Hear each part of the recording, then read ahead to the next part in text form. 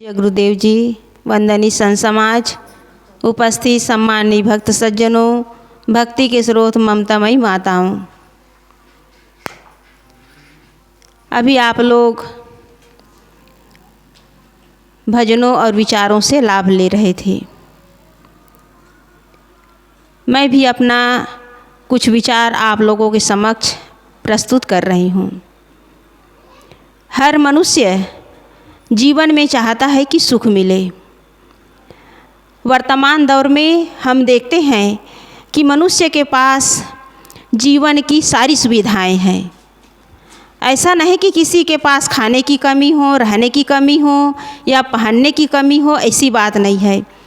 आज हर मनुष्य सुविधाओं से संपन्न है।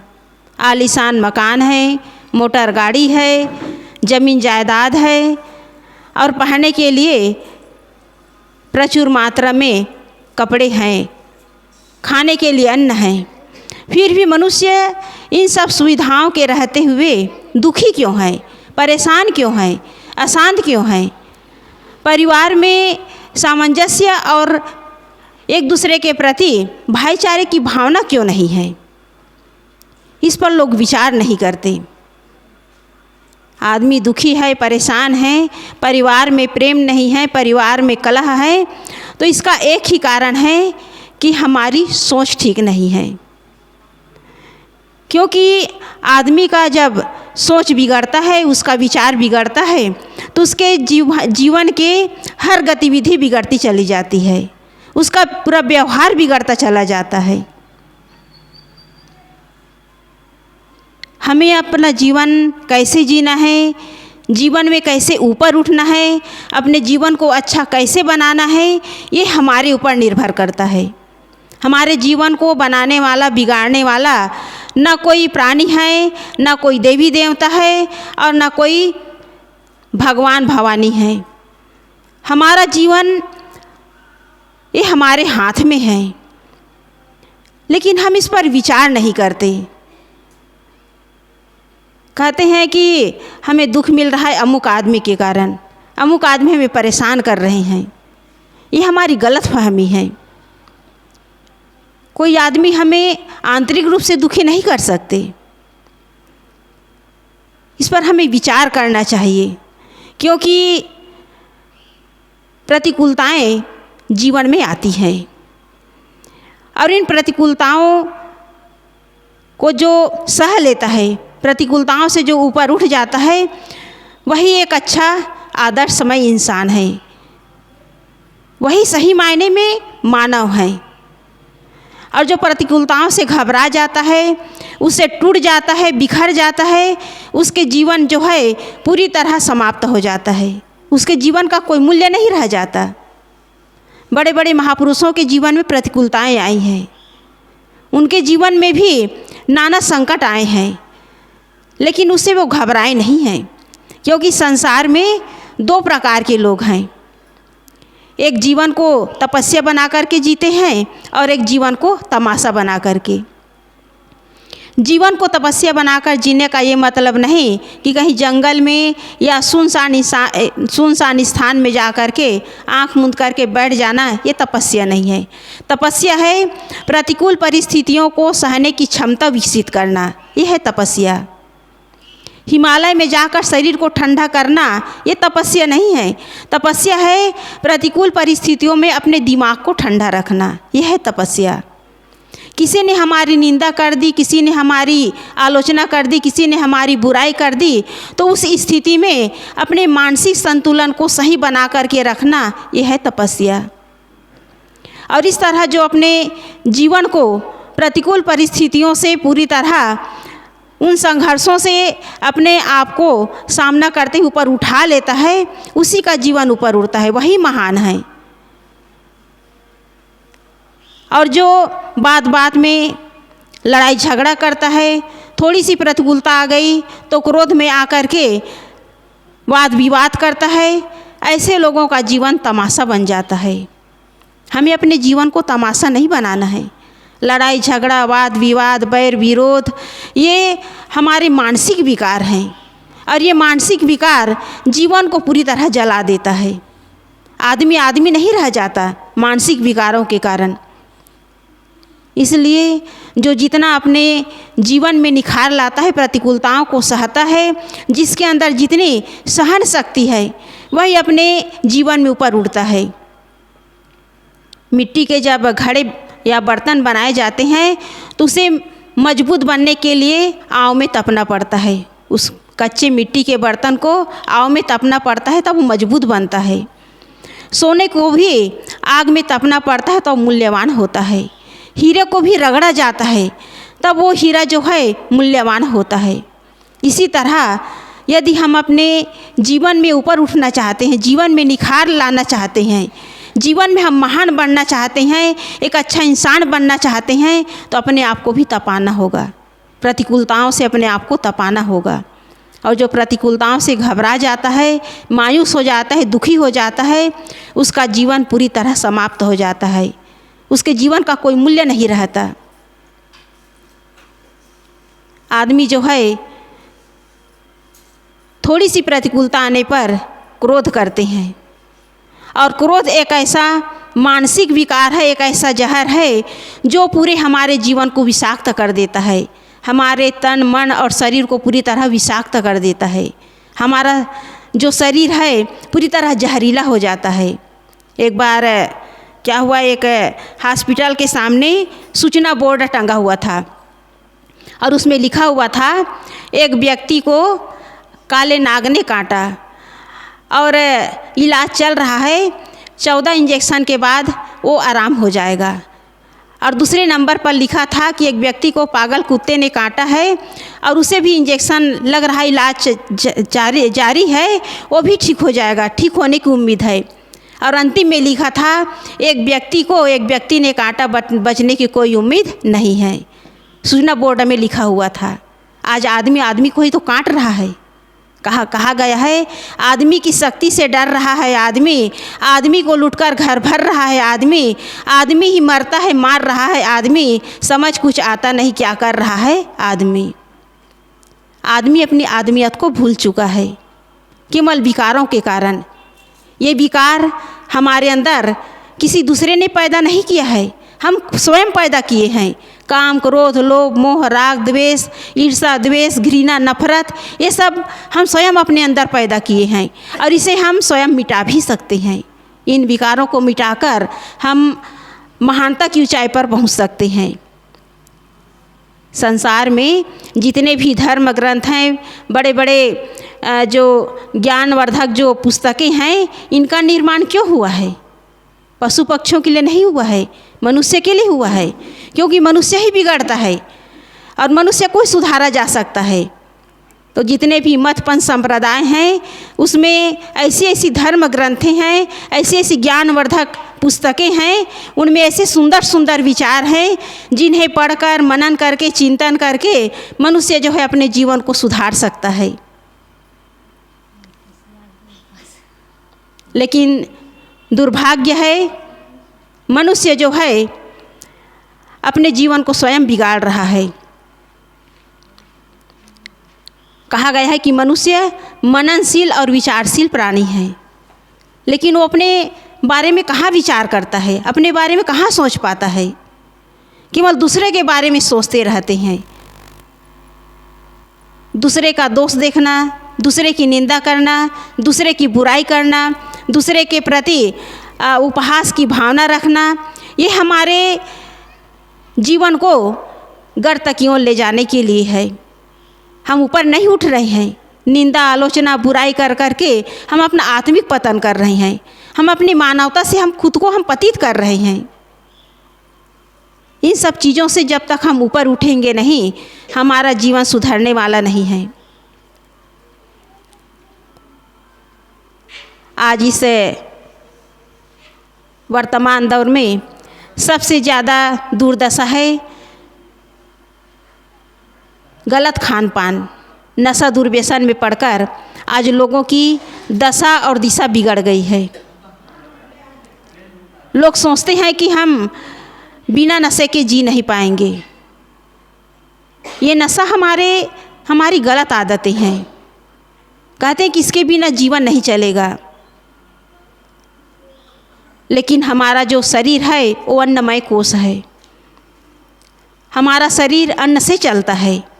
शराब, मांस, मदिरा, नाना दुर्व्यसन से शरीर जो है बर्बाद होता है। शरीर में नाना प्रकार के रोग आते हैं। तन मन धन सब खराब होता है।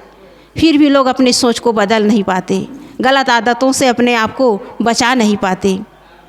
इन्हीं गलत आदतों के कारण आज कितने लोग जो हैं पूरी तरह अपने जीवन को बर्बाद कर चुके हैं। घर परिवार अशांति और कलह में जीवन जी रहे हैं। तो ऐसा जीवन जीने से क्या मतलब? अपमानित होकर समाज में लोगों के प्रति अपमानित होकर के जीवन जीने से क्या मतलब?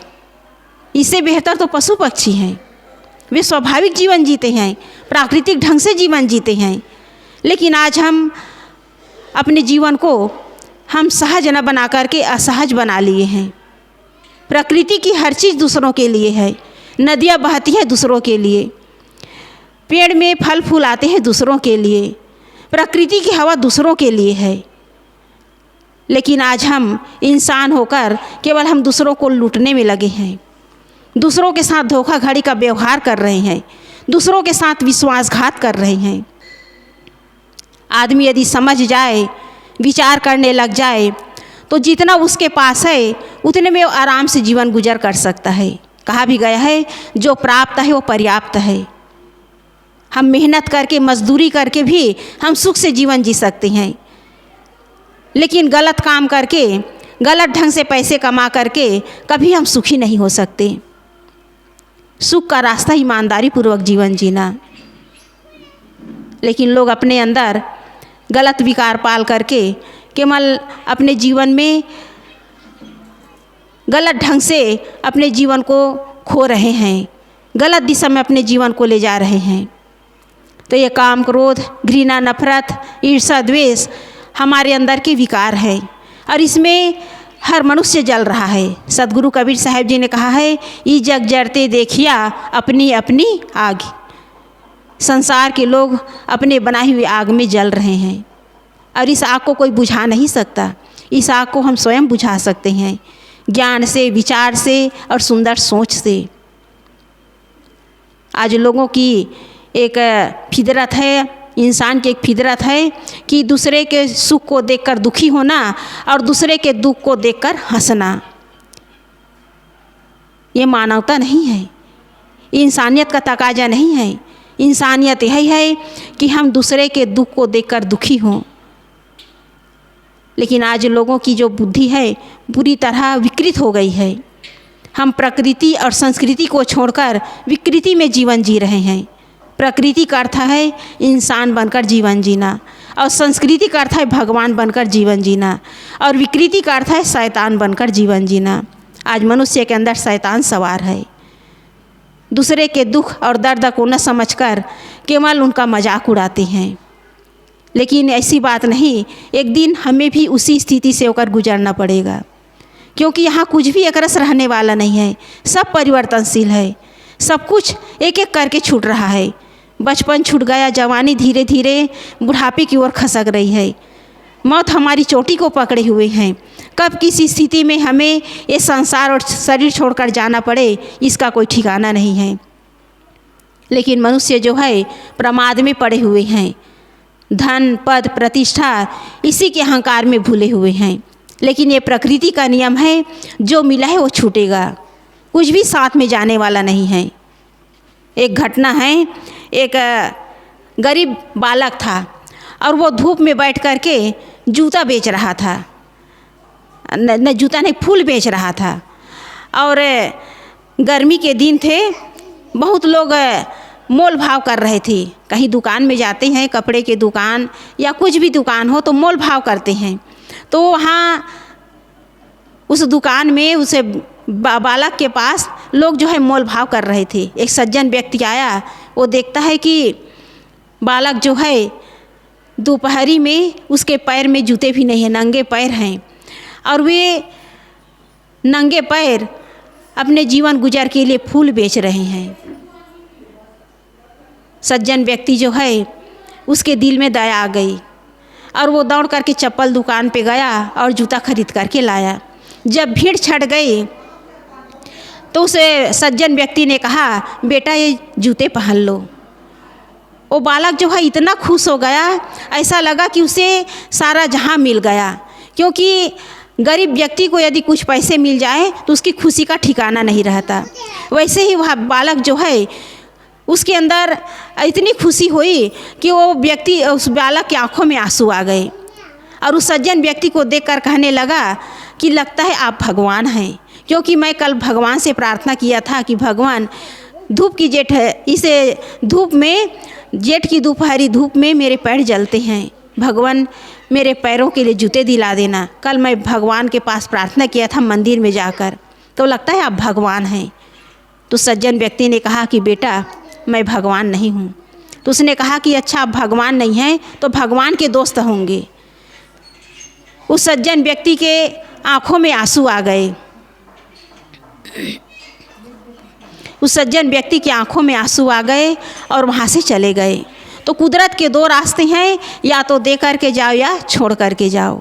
लेकर जाने की कोई व्यवस्था नहीं है। लेकिन मनुष्य जीवन भर बटोरता रहता है, कमाता रहता है, ऐसा लगता है कि सारी संपत्ति उसके साथ जाएगी। लेकिन ये केवल एक भूल है, एक धोखा है।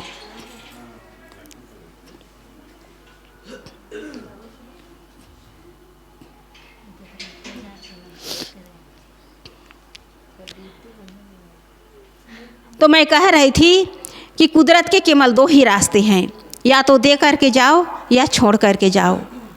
जितना हम दो लोगों को हम देने का प्रयास करते हैं वही लौट करके हमें मिलता है। आज हम सेवा करेंगे, सहयोग करेंगे, कहीं गरीब हैं, असहाय हैं, दीन दुखी हैं, उनकी सेवा करेंगे तो वही पुण्य का काम, जो पुण्य की कमाई है वो हमारे वर्तमान में काम आएगा और आने वाले जीवन में भी काम आएगा। बाकी संपत्ति तो परिवार वाले हमारे जाने के बाद बांट लेंगे। लेकिन लोग विचार नहीं करते, सोचते हैं कि ये धन हमारे लिए है। न ये धन हमारे लिए है, न परिवार हमारे लिए है। हम स्वार्थवश एक दूसरे से बंधे हुए हैं। तो इसलिए आज मनुष्य जो है अपने जो जीवन है, अनमोल जीवन है, इस पर विचार नहीं करते। पता नहीं गलत कर्म के कारण हम कहाँ कहाँ भटके हैं, किन किन खानियों में जा कर के हम अनंत दुख भोगे हैं। भगवान बुद्ध ने भी कहा है कि संसार में, सृष्टि में जीव जो है इतने आंसू बहाए हैं कि संसार के, हमारे इस संसार में जो सातों समुद्र हैं वो पानी भी, इन आँखों के आंसू जो बहाए हैं, ये सातों समुद्र के पानी भी कम है। इतना आंसू बहाए हैं, इतना अनंत कष्ट भोगे हैं, फिर भी लोगों की आंखें नहीं खुलती। वही राग द्वेष, वही छल छद्म, वही धोखाधड़ी और वही लोगों के साथ बैर भाव, ये सारे मानसिक विकार हमारे जीवन और तन मन को पूरी तरह तबाह कर देते हैं। हमें मिला क्या? कुछ नहीं मिला। अंतिम में पश्चाताप करते हुए, आंसू बहाते हुए हम इस संसार से जाना पड़ेगा। इसलिए हम न किसी के प्रति राग करें, न द्वेष करें, न किसी के प्रति हम बैर भाव पालें। पशु पक्षी किसी से बैर नहीं करते, वो स्वाभाविक जीवन जीते हैं। लेकिन मनुष्य विचारवान होकर के, इतना अच्छा मानव जीवन पा कर के भी, सद्बुद्धि पा कर के भी अपने जीवन को पता नहीं कहाँ खो रहे हैं। कहा भी गया है कि लोहे को कोई दूसरा नष्ट नहीं करता, लोहे को नष्ट करता है उसका जंग। उसी प्रकार मनुष्य को कोई दूसरा नष्ट नहीं करता, उसकी गलत सोच और गलत विचार उसे नष्ट करता है। इसलिए हम गलत सोच और गलत विचार से अपने आप को हम बचाने का प्रयास करें। गांधी जी ने भी कहा है, ईश्वर अल्लाह तेरो नाम सबको सम्मति दे भगवान। गांधी जी ने नहीं कहा कि सबको संपत्ति दो, क्या कहा है? सम्मति दो, सबको सद्बुद्धि दो, सबको सही राय दो। लेकिन लोगों के अंदर सद्बुद्धि तो है, लेकिन उसका दुरुपयोग कर रहे हैं, अपनी बुद्धि का दुरुपयोग कर रहे हैं। कहते हैं कि गांधी जी के 3 बंदर, एक आंख बंद किए हुए हैं, एक मुख बंद किए हुए हैं और एक कान को बंद किए हुए हैं कि बुरा मत देखो, बुरा मत बोलो और बुरा मत सुनो। लेकिन संत गुरुजन क्या कहते हैं? एक और बंदर और वो बंदर क्या है, बुरा मत सोचो। अपने दिमाग में हम हाथ रख कर के सोचें कि हम अपने जीवन को यदि अच्छा जीना चाहते हैं तो हम बुरा न सोचें, क्योंकि हमारे सोच से ही हमारे व्यक्तित्व का निर्माण होता है। हमारे एक विचार हमारे व्यक्तित्व का निर्माण करता है। यदि सोच सही है तो हमारा जीवन भी अच्छा है, और सोच बिगड़ गया तो हमारा जीवन भी बिगड़ जाएगा। सदगुरु कबीर साहब जी ने कहा है, सोई कहनता सोई होगे। जैसा तुम कहोगे, जैसा तुम सोचोगे, वैसा तुम बन जाओगे। जैसी दृष्टि वैसी सृष्टि। जैसी हमारी दृष्टि होगी वैसी सृष्टि नज़र आएगी। एक बार क्या हुआ, एक घटना है। एक महात्मा जी गांव के बाहर एक बड़े वृक्ष के नीचे ध्यान में बैठे हुए थे। शाम का समय था, तो उसी रास्ते से एक शराबी निकला, और उस शराबी ने उस महात्मा जी को देख कर के कहा कि शराब पी लिए हैं और उठ नहीं पा रहे हैं, और बड़े ढोंगी बने हैं, महात्मा बने हैं, शराब पी कर के बैठे, उठ नहीं पा रहे हैं। वो चला गया, इतना कहते कहते चला गया। फिर एक चोर निकला। चोर ने भी कहा, बड़े महात्मा बने बैठे हैं, ताक में बैठे हैं कि कब अंधेरा हो और कब चोरी करूं। वो भी इतना कहते कहते चला गया। एक व्याभिचारी निकला, उसने भी कहा कि बड़े महात्मा बने बैठे हैं, बड़े त्यागी तपस्वी बने बैठे हैं, किसी स्त्री के ताक में बैठे हैं। फिर एक सज्जन व्यक्ति निकला, उन्होंने महात्मा जी को देखा और कहा कि महात्मा जी भगवान के भजन में लगे हुए हैं, प्रभु की भक्ति में लगे हुए हैं, अपने आत्मा की भक्ति में लगे हुए हैं। तो हमारी जैसी सोच होती है वैसी ये दुनिया नज़र आती है। हम अपने सोच को ठीक करें। यदि सोच ठीक नहीं होगी तो ये दुनिया हमें सही नज़र नहीं आएगी। महाभारत की घटना है। गुरु द्रोणाचार्य ने दुर्योधन और युधिष्ठिर से कहा कि जाओ घूम करके आओ। पहले युधिष्ठिर से कहा कि जाओ घूम करके आओ और पता करो कि इस हस्तिनापुर में कितने बुरे लोग हैं, और दुर्योधन से कहा कि जाओ पता करके आओ कि इस हस्तिनापुर में कितने अच्छे लोग हैं, लिस्ट बना करके आना। तो पहले जो है दुर्योधन आए, घूम करके पूरे हस्तिनापुर नगर को घूम करके आए, और गुरु द्रोणाचार्य से कहने लगे, गुरुदेव जी इस हस्तिनापुर नगर में मुझे एक भी अच्छा आदमी नहीं मिला। फिर युधिष्ठिर आया कुछ देर घूम करके। फिर युधिष्ठिर ने कहा, गुरुदेव जी इस हस्तिनापुर नगर में मुझे एक भी बुरा आदमी नहीं मिला, क्योंकि दुर्योधन की सोच गलत थी। उसके अंदर अहंकार भरा हुआ था, और अहंकारी आदमी को कभी अच्छा आदमी नज़र नहीं आता। और दुर्योधन तो धर्मात्मा थे, धर्मराज थे, वो हमें सब में अच्छाई देखें। तो हम सब में अच्छाई देखने यदि लग जाएंगे तो हमारा भी जीवन बदल जाएगा। तो हम अपने सोच को ठीक करें, अपने जीवन को ऊपर उठाएं, तब ये हमारा जीवन सफल होगा। इसलिए हर आदमी सुख चाहता है, शांति चाहता है, तो अपनी सोच को ठीक करें। हम अपने घर परिवार में गलत फहमी के कारण अपने पराये की भेदभाव की दीवार खड़ी कर लेते हैं, और वो दीवार ऐसी मजबूत बन जाती है कि उसमें ऐसा बैर भाव का ऐसा पक्का रंग रोगन चढ़ जाता है कि उसमें प्रेम का रंग चढ़ नहीं पाता, उसमें प्रेम स्थापित हो ही नहीं पाता। इसलिए घर परिवार में गलत फहमी और एक दूसरे के प्रति मतभेद, एक दूसरे के प्रति अपने पराये का भेदभाव हम अपने घर परिवार में न पालें। सबका अपना स्वभाव है, अपना अपना संस्कार हैं। केवल हम अपने संस्कार को, अपने जीवन को हम अच्छा बनाने का प्रयास करें। हम अपने जीवन के मालिक हैं। हम घर के मालिक, मोटर गाड़ी के मालिक नहीं, हम अपने जीवन के मालिक हैं। हम अपने जीवन को बेहतर बना सकते हैं, बेहतर सोच करके, सुंदर विचारों से अपने सुंदर जीवन का निर्माण कर सकते हैं। तो हमें ये सुनहरा अवसर मिला हुआ है अपने जीवन को सुंदर बनाने के लिए, अपने भाग्य को ऊपर उठाने के लिए, और अपने इस मानव जीवन को सफल बनाने के लिए। इसलिए हम अपनी सोच को ठीक करें। यदि हमारी सोच ठीक हो गई तो हमारा जीवन भी सुंदर बन जाएगा। बस इतना ही कहकर मैं अपनी वाणी को विराम देती हूँ। बोलिए सद्गुरु।